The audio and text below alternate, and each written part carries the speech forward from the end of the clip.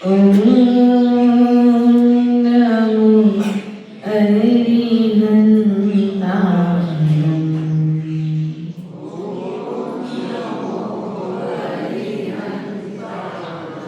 ओम नमो सिद्धिसिद्धाय।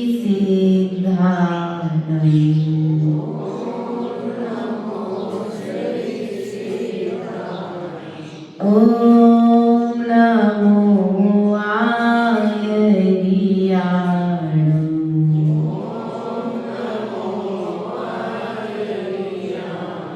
ओम नमो वज्रायाय।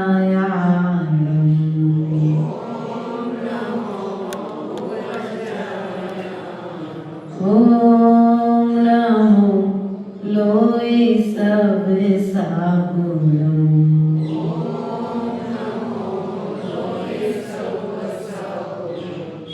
नमः शिवैर्दुमानाय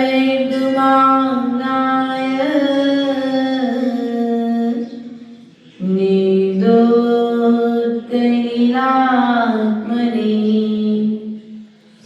सालोकानां त्रिलोकानां यद्विद्या दर्पणायते। मेरे पवित्र मन में गुरुदेव आओ। मैं शास्त्र वाचन करूं, प्रतिभा जगाऊं। अरिहंत भासित सभी श्रुत देवताओं। क्या बोलना अब मुझे तुम ही बताओ। बोले नंदानंद सिद्ध परमेश्वर भगवान की जय। देवादिदेव मूलाय काशीनाथ भगवान की जय। ससनायक भगवान महावीर स्वामी की जय। कलिजरा के बाहुबली भगवान की जय। आचार्य भगवंत कुंद कुंद देव की जय। आचार्य भगवंत विराट सागर जी महाराज की जय। आचार्य भगवंत विशुद्ध सागर जी महाराज की जय। आचार्य भगवंत विभव सागर जी महाराज की जय।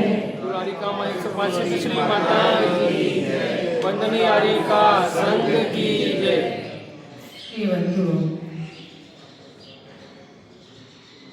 हम सभी ने पूर्व में संसार भावना का चित्रण यहाँ पर देखा था। अर्थात मनुष्य जन्म में अनेक अनेक तरह की विपत्तियां हैं और उन विपत्तियों के लिए व्यक्ति जान रहा है, समझ रहा है और अनुभूत कर रहा है, लेकिन फिर भी संपत्ति के लोभ में उससे विपत्तियां क्या कर रहा है? संपत्ति के लोभ में भी विपत्तियां भी कष्टकर नहीं लग रही है। इसलिए प्रिय बच्चों, संसार में रहते हुए यदि संसार के दुखों से बचना चाहते हो तो प्रतिपल पुरुषार्थ करो कि मनुष्य जन्म में रहते हुए पंचम गति की तैयारी की। इसी क्रम को आगे बढ़ाते हुए आज आचार्य भगवंत यहाँ पर एकत्व भावना लेकर के आए हैं।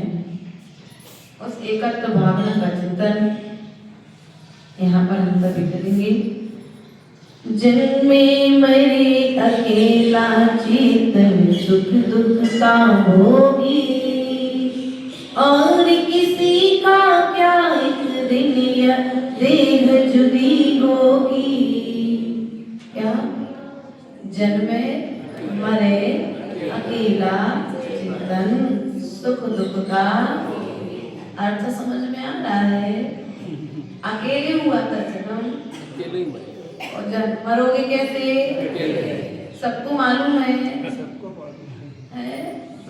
मालूम है ना? विश्वास है ना? ये मान्यता भीतर में बिल्कुल धारण करके रखना कि जिसका जन्म हुआ है उसका निश्चित ही मरण होगा, जिसका संयोग हुआ है उसका निश्चित ही वियोग होगा। सुबह हुई है तो निश्चित ही शाम, दिन हुआ है तो रात, वियोग जब होना है तो वियोग के क्षणों में फिर दुख होगा। क्या फिर जब तुम ये धारणा भीतर में बना करके रखोगे कि जिन जिन जीवों का मुझे सहयोग हुआ है वे सब मुझे एक दिन छोड़ करके जाने वाले हैं, तो छोड़ते समय और छूटते समय दुख नहीं होगा, क्योंकि हमने पहले से धारणा बना करके रखी है ना।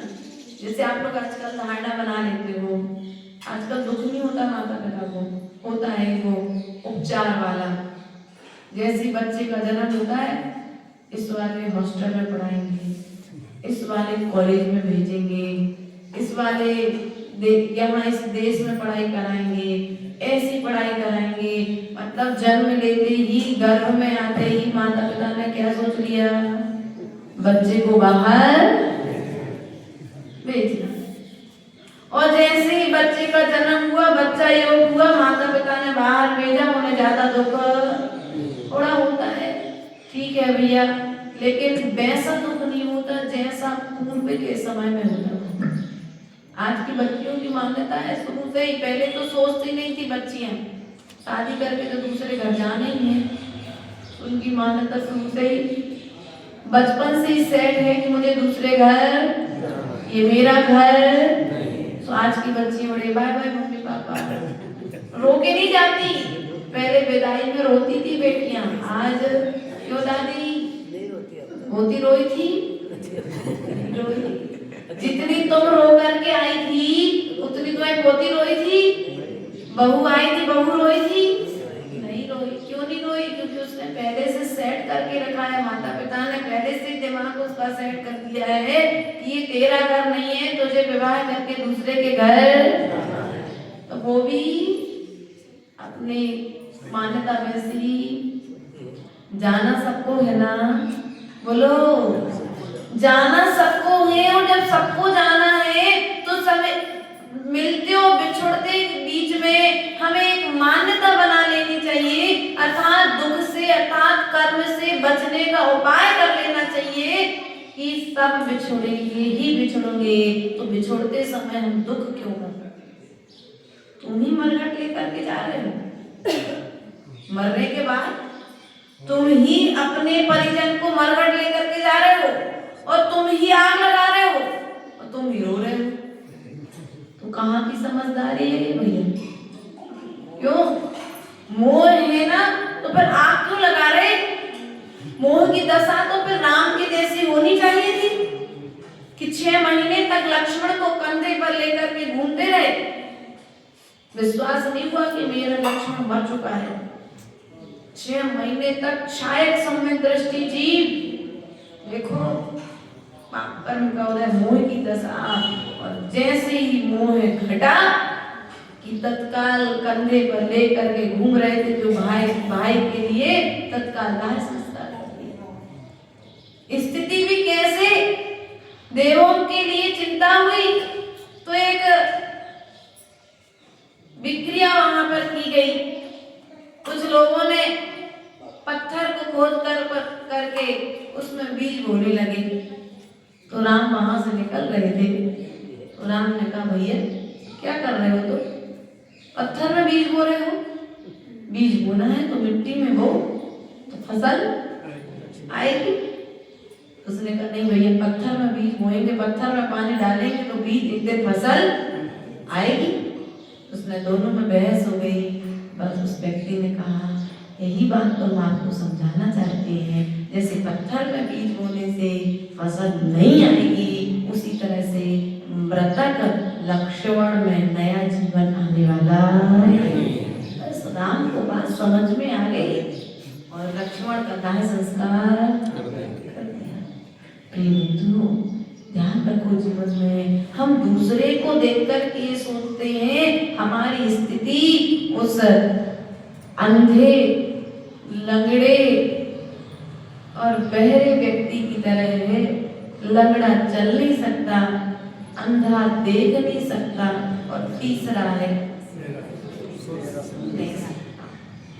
अर्थात आलसी कह लीजिए।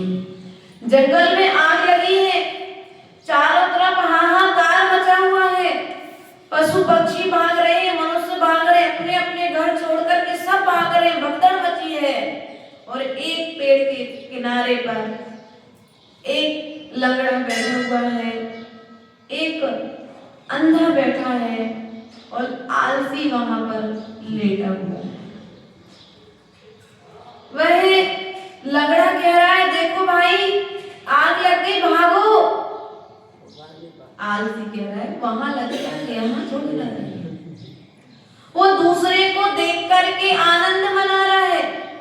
अंधा भाग नहीं सकता, अंधा देख नहीं पा रहा इसलिए भाग नहीं सकता, लंगड़ा चल नहीं सकता और आलसी प्रमादवश बैठा हुआ है। यदि आग से बचना है तो आलसी आलस को छोड़ दे, कंधे पर लंगड़े को ले ले और अंधे की लाठी पकड़ ले तो तीनों की जान। और हमारी स्थिति भी बोलो तो हमारी स्थिति भी कुछ हम जान रहे हैं कि मेरा समय भी एक दिन आएगा। इसी तरह से हमारे दरवाजे पर भी मौत आकर के दस्तक देगी। जाना निश्चित है लेकिन जाने के पहले जागना निश्चित किया। कब जागोगे भैया? अच्छा बड़ी प्यारी सी पंक्तियां श्री मुख से सुनी थी। जागो चेतन निज में आओ, माँ जिनवाणी जगा रही है। जागो चेतन निज में आओ, माँ जिनवाणी जगा रही है। सम्यक ज्ञान के इस झूले में माँ जिनवाणी झुला रही है। क्या? जागो, जाग जाओ, क्योंकि जब तक जागोगे नहीं तब तक कुछ कर पाओगे क्या? जागते नहीं हो तो मंदिर तक नहीं आ पाते, तो फिर मोह की नींद से कब जागोगे? वह नाम भी मोह की नींद से जगे और जहां पर जगे सो वैराग्य आने में समय नहीं लगा। तत्काल जाकर के दीक्षा धारण कर ली और दीक्षा धारण करके तुंगी जी के क्षेत्र से मोक्ष चले गए। कर्मों को क्षय करने में समय बोलो। घर में यदि आटा पैसा रखा हो और मेहमान आ जाए तो भोजन बनाने में कितना समय लगेगा? बनाया है बनाया है बरत बढ़िया है, इसलिए अनुभूत है कितना समय लगता है। 8 घंटे में भोजन। अचानक से कोई आ जाए और सामग्री घर में रखी है तो समय, और यदि सामग्री नहीं है तो फिर तुम कह नहीं पाओगे सामने वाले से भोजन कर लो। मन में सोचोगे यार भूखा है और सामने वाला कह भी दे कि भैया बहुत देर से चले हैं, वह बार बार बातों में हिंट भी दे रहा है रितेश को कि भैया सुबह से निकले हैं और 12 बजे तक पहुंचे हैं। अब समझ में तो तुम्हें आ रही तो सामने वाला इशारा क्या कर रहा है, लेकिन व्यवस्था ना होने से, व्यवस्था ना होगी तो तुम कह पाओगे क्या उससे? उसी प्रकार से यदि घर में सामग्री रखी है तो सामने वाले को भोजन बनाकर के खिलाने में समय नहीं लगता है, और भीतर में यदि तत्व का ज्ञान रखा हुआ है तो वैराग्य आने में समय नहीं लगता। वह तत्व का ज्ञान आएगा कहां से? जिनवाणी के स्वाध्याय से, गुरुओं की संगति से, गुरुओं की विनय से।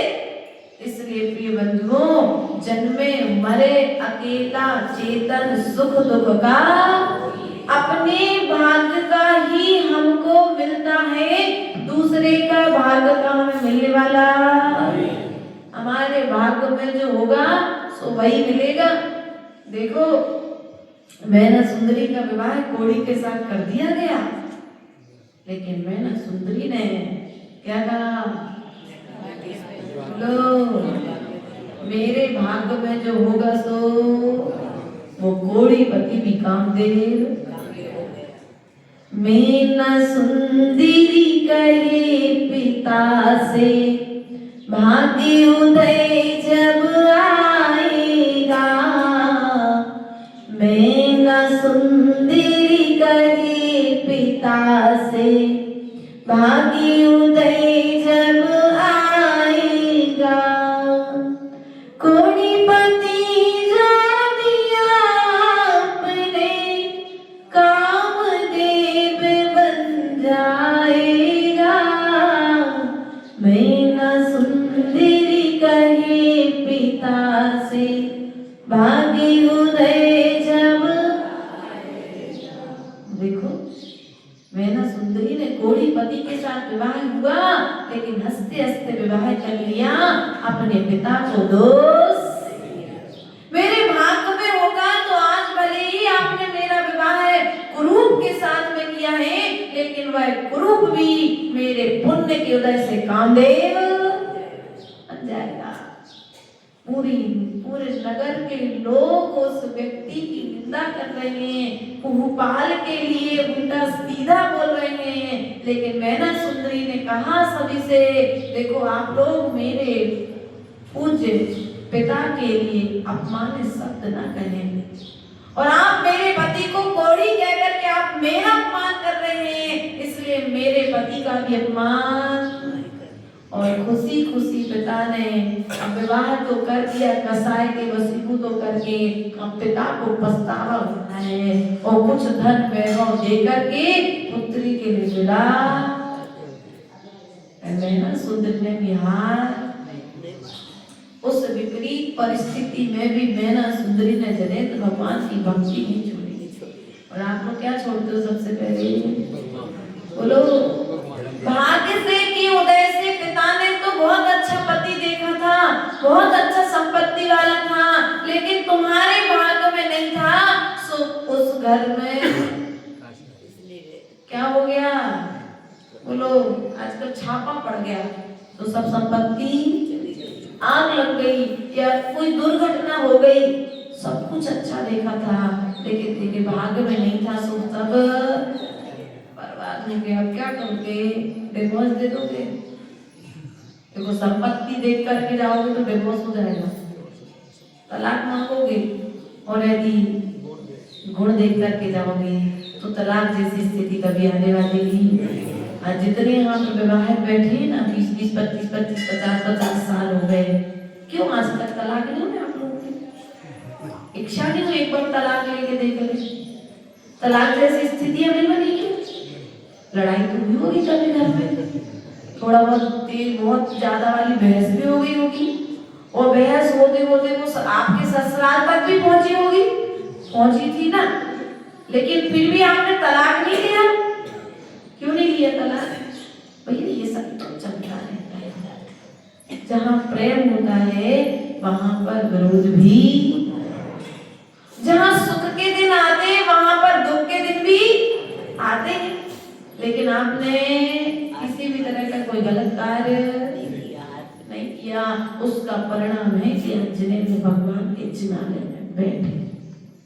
उन विपरीत परिस्थितियों में भी आपने धर्म को नहीं छोड़ा, आपने धर्म की बात को माना। मेरे पिता ने तो बहुत अच्छी बच्ची दी थी, मेरे भाग्य की उदय से यदि खोटी निकली तो क्या करें? अब जो है सोते स्वीकार करो, सम्मान के साथ में रखो। प्रिय बंधुओं, तुम्हारे भाग्य में होगा तो भाग करके आएगा, तुम्हारे भाग्य में होगा तो तुम्हारे पिता ने तुम्हें जो दिया है, 1 रुपए देगा तो वो 1 रुपए भी 100 रुपए, और यदि तुम्हारे भाग्य में नहीं है, पिता 100 रुपए भी दे दे तो वो 100 रुपए भी अंगारे। तुम्हारी बुद्धि वो 100 रुपए देकर के भी कहां पर जाएगी? बोलो, यदि धर्मात्मा है और उसके हाथ में 100 रुपए लग गए तो वो क्या करेगा? उस 100 रुपए से क्या करेगा? वह धर्म करेगा। उस 100 रुपए से का उपयोग वह अपने पर के उपकार में और अपने उपकार में लगाएगा। वह उस 100 रुपए का उपयोग जुआ खेलने में। जो ज्ञानी नहीं है ना, जो बेईमान व्यक्ति है, क्या करेगा? घर में गरीबी आ गई, जैसे तैसे कहीं से उधार ले लिया और लोभ आ गया, तो क्या करेगा भैया? वो 100 रुपए के 200 रुपए करना है, उसको मेहनत की कमाई करना नहीं है, सो जुए में तो जे थे वो भी। और हम क्या कर रहे हैं? अपने साथ जुआ खेल रहे कि नहीं खेल रहे? और घाटे में तो बात समझ में आई कि नहीं आई? आप लोग भी जुआ खेलते कि नहीं खेलते? अपने समय के साथ में आप जुआ खेल रहे हो, अपनी श्वासों के साथ में आप जुआ खेल रहे हो, और हर बाजी पर हार, और हारते हारते हारते हारते 50-60 साल तक, 70 साल तक अब जीतोगे कब? जब तक इंद्रियों को नहीं जीतोगे, जब तक तुम इस जुए को भी जीतने वाले हो क्या? इस आयु का खेल कब तक खेलोगे भैया? आयु करने के साथ में कि आयु भी तो एक दिन, जब बार बार हारोगे तो ये आयु एक दिन अटक के तुम्हें छोड़ करके आयु कर्म समाप्त हो गई, तुम्हारा जीवन भी समाप्त। इसलिए बंधुओं, उस जुए के खेल को तो हमने देखा है, हारते और जीतते लोगों को हमने देखा है, लेकिन इस हारते जीतते खेल में हम भी तो एक मोहरा है। हम किस प्रकार से गोटी अपनी चल रही है, हम किस प्रकार से उसमें अपना दाम लगा रहे हैं। हमारा दाम हमने लगाया तो ज्यादा है, लेकिन कमाया, बोलो, लगाया तो व्यापार में, विषय कसायों में हमने अपना समय ज्यादा लगाया है, और उससे मिला कितना है हमें? क्षण मात्र। कितना मिला? क्षण मात्र मिला है। 2 घंटे 4 घंटे ये लोग मेहनत करती है, और 4 घंटे मेहनत के बाद मिलती कितनी रोटी है? बोलो, कितनी खाना है आपको? मेहनत कितनी करी? 18 रोटी बनाने की मेहनत करी, खाई कितनी? ऐसी हमारी स्थिति है कि हम 23 घंटे विषय भोगों में लीन होकर के अपनी जन्म और मरण को, अपने जन्म को वहां पर लगाए हुए हैं, और लगाए लगाए हम एक दिन क्या करते हैं? हम मरण के पास तक, कोलू का बैल नाम सुना? कोलू का बैल हमने तो यहाँ पर देखा है। तुम लोग यहाँ पर वो रास्ते में खड़े रहते हैं, वो गाड़ी लगा करके तेल पीसने के लिए। पहले बेल होती थी, अब बाइक हो गई। और बाइक और बाइक, तुम लोग भी क्या हो? तुम लोग भी एक दूसरे के लिए बैल की तरह हो कि नहीं हो? गलत कह दिया कुछ, हो कि नहीं हो? एक दूसरे के लिए लगे हुए हो। वो बैल वहां पर चल रहा है तो तेल निकाल करके दे रहा है, तुम लोग क्या दे रहे हो? एक दूसरे के प्रति तुम अच्छा कमा करके दे रहे हो, ये तुम्हें अच्छा बना करके खिला रहे हैं, बस दोनों में संतुष्ट हो। इसके आगे की जिंदगी, बोलो, इसके आगे की जिंदगी सुबह से शाम तक तुम लोग पुरुषार्थ कर रहे हो, लेकिन कार्य की सिद्धि नहीं हो रही है। जन्मे मरे अकेला चेतन, सुख दुख का भोगी, और किसी का क्या एक दिन यह देह जुदी। देह जुदी होनी है ना, सबको मालूम है ना, ये शरीर छोड़कर सबको जाना है, तो क्यों नहाया इसको सुबह से? अभी जाके क्यों खिलाओगे? भैया, जितना धर्म कर पा रहे हो उतना तो लाभ लगभग ले लें, इस अपेक्षा से खिला रहे क्यों भैया? संजय जी, किस अपेक्षा से आपने स्थल में के लिए भोजन दिया? कि जितना धर्म कार्य कर पा रहे उतने धर्म करने के लिए, कि जितना पाप कर पा रहे उतना पाप करने के लिए? सच्ची सच्ची बताना। मंदिर में बैठे हो, धर्म करने के लिए भोजन दिया था कि व्यापार अच्छा कर पाए इसलिए भोजन दिया था? व्यापार अच्छा कर सके। बेटे को बादाम, बेटा बादाम खा, बुद्धि अच्छी चलेगी। क्या बादाम खिला रहे? बल्कि आचार्य भगवान कहते हैं बादाम खिलाओ ठीक है, अच्छी बात है, वो बाहरी निमित्त कारण है, बाहरी उपाय है। यदि बादाम खा रहे हो तो बादाम के साथ साथ है बादाम को पचाने के लिए, बुद्धि के विकास के लिए ध्यान जरूरी। क्या जरूरी है? ध्यान जरूरी है। हम ध्यान नहीं करते। पहले के लोग ध्यान करते थे आत्मा का, आत्मा के गुणों का, शांति में जाकर के बैठते थे। लेकिन आज क्या है? समय नहीं है, सब कुछ है। कमला चलत न पेड़ जाए, मनगढ़ तक कहाँ तक जाएगा परिवार? पत्नी कहाँ तक जाएगी? दरवाजे तक। और परिवार, अन्य सदस्य, गांव के लोग, उसके बाद फिर कमला पड़त न पेड़ जाए, मनगढ़ तक परिवार अपने अपने सुख को रोवे। पत्नी इसलिए रो रही है कि पति हमारे लिए अभी तक सहारा था। पुत्र इसलिए रो रहा है कि पिता अभी तक अच्छा कमा के दे रहा था। माँ इसलिए रो रही है कि बुढ़ापे का सहारा हमारा। सब स्वार्थ के, बोलो, सब स्वार्थ के साथी है ना। सब अपना अपना सोच करके बैठे हैं।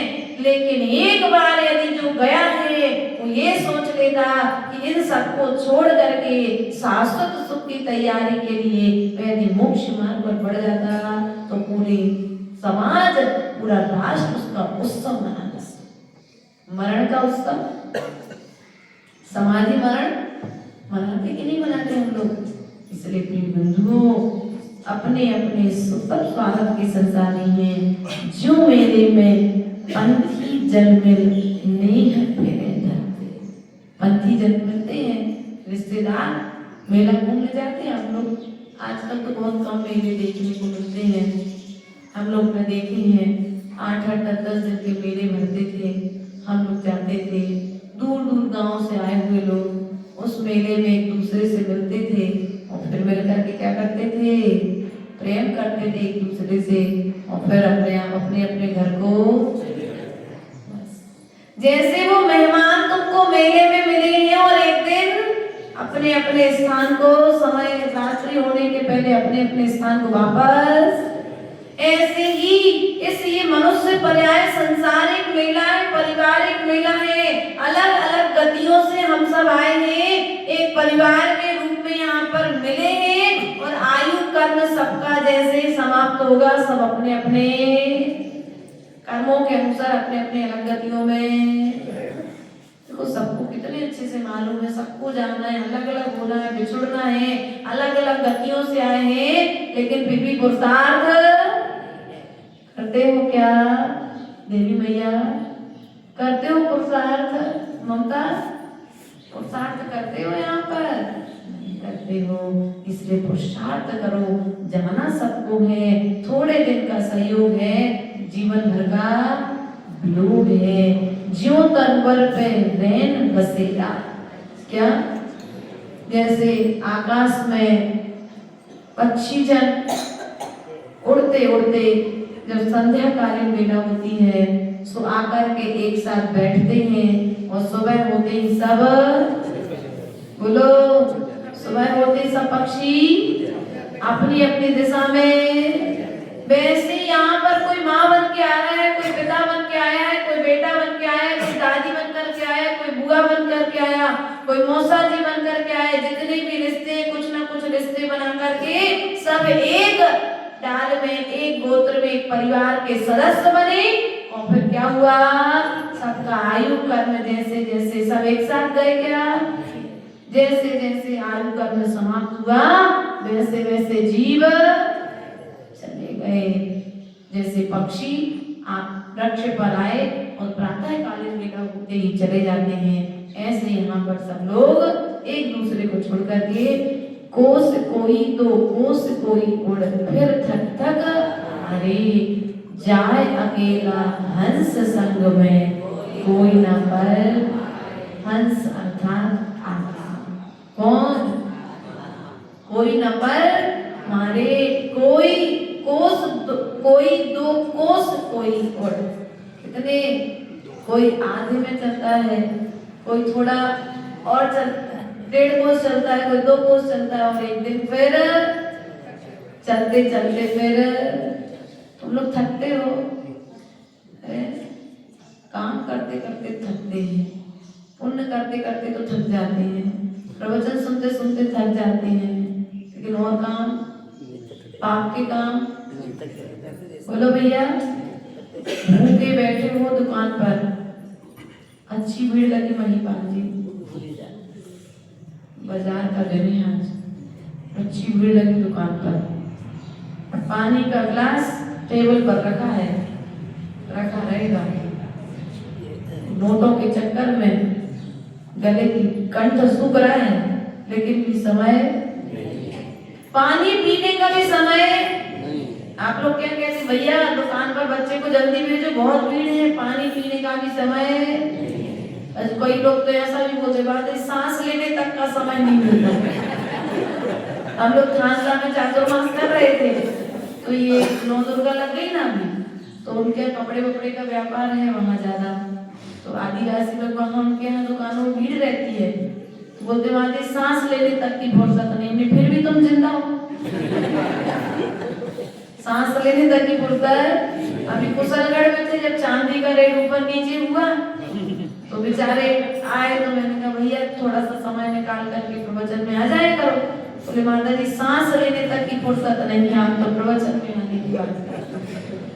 तो कहने का तात्पर्य है, यदि सांस तो तुम ले रहे हो, लेकिन तुम्हें पेट में भूख लगी है, गले में प्यास लग रही है, लेकिन फिर भी बोलो वो नोट आन दो, बस लगे हो।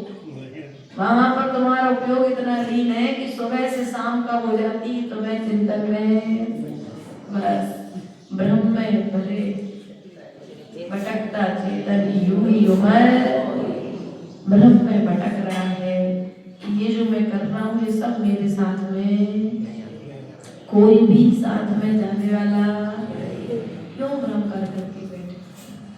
जो तुम पहने हो ये भी यहीं छूट जाएगा। कोई कोस दोई, कोस कोई 2 कोस कोई और फिर थक थक हारी।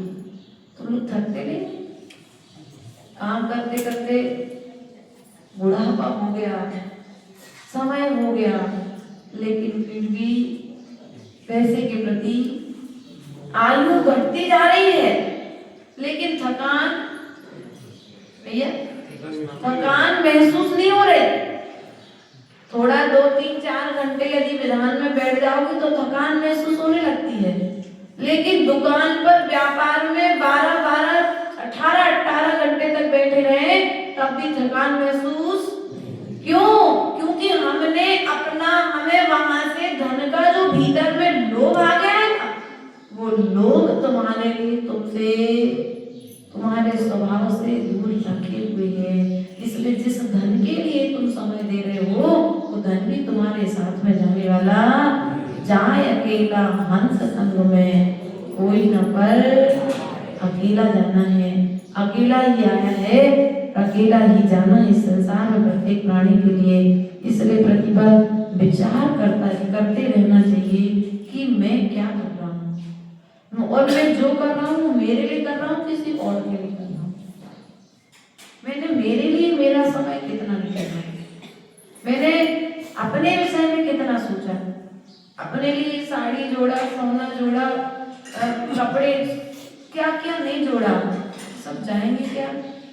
आज घर में जाना अपने अपने, और अपने अपने घर में जाकर के जितनी भी वस्तुएं रखी हैं एक बार उन सब वस्तुओं को अच्छे से देखना और देख करके सोचना, जिन वस्तुओं के लिए मैंने जोड़ करके रखा है क्या वे वस्तुएं मेरे पास मेरे साथ आ जाएंगी? भरत चक्रवर्ती के जीवन का एक उदाहरण सामने में आता है। एक श्रावक ने भरत चक्रवर्ती से पूछा कि तुम इतना बड़ा राज्य का संचालन करते हो, 96,000 रानियां, करोड़ों रथ, करोड़ों घोड़े, हाथी, पदयात्री तुम्हारे संचालन में है, फिर भी तुम सामायिक कैसे कर लेते हो? फिर भी तुम ध्यान कैसे कर लेते हो? पूजन का समय कैसे निकाल लेते हो? यहाँ तो एक बेटा हो जाए तो समय नहीं है धर्म के लिए। हाँ, क्यों? गलत तो नहीं कहा? एक बेटा हो जाए तो कहते माँ का पिता आकर के उनके भैया आ जाए करो टाइम से।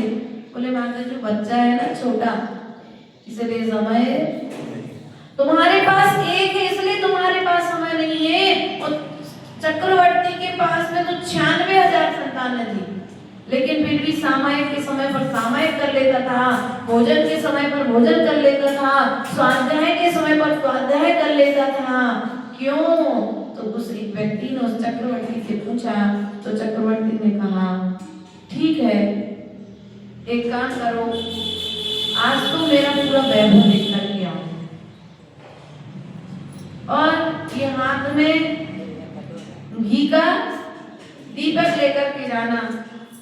लेकिन वैभव देखने के लिए जब तुम जाओ तो घी की एक भी बूंद जमीन पर नहीं गिरना चाहिए, दीपक बुझना नहीं चाहिए और तेल घी की बूंद जमीन पर। और यदि ऐसा हुआ तो एक दरबारी पीछे चलेगा, वो तुम्हारी गर्दन वहीं पर। अब वो ठीक है, मुझे मंजूर है। वो चला चक्रवर्ती से आज्ञा लेकर के चक्रवर्ती के राज्य में पूरा घूम करके आया। प्रातःकालीन बेला में चक्रवर्ती ने पूछा, देख लिया तुमने वैभव? बोले महाराज वैभव क्या देखते, आपने कह दिया था कि एक बूंद तेल और दीपक घी गिरा और दीपक बुझा की गर्दन, बस हम तो दीपक और लौंग भी देखते रहेंगे। पूरे चक्रवर्ती का बस जिस तरह तुम्हारा ध्यान घी और घी की लौ पर था, उसी तरह मेरा ध्यान आयु कर्म समाप्त हो उसके पहले मुझे मेरे लिए कुछ करके जाना है। इसलिए सबके बीच में रहते हुए भी मैं अपने लिए समय निकाल लेता हूं। समझ में आया उदाहरण कि मेरा भी एक दिन मरण होने वाला है। घी धीरे धीरे लौ के साथ दिखता है क्या? बोलो, लौ के साथ में घी दिखता है क्या? नहीं दिखता, लेकिन फिर भी समाप्त हो रहा है कि नहीं हो रहा है? घी जल रहा है कि नहीं जल रहा है? बाती खर्च हो रही है कि नहीं हो रही है?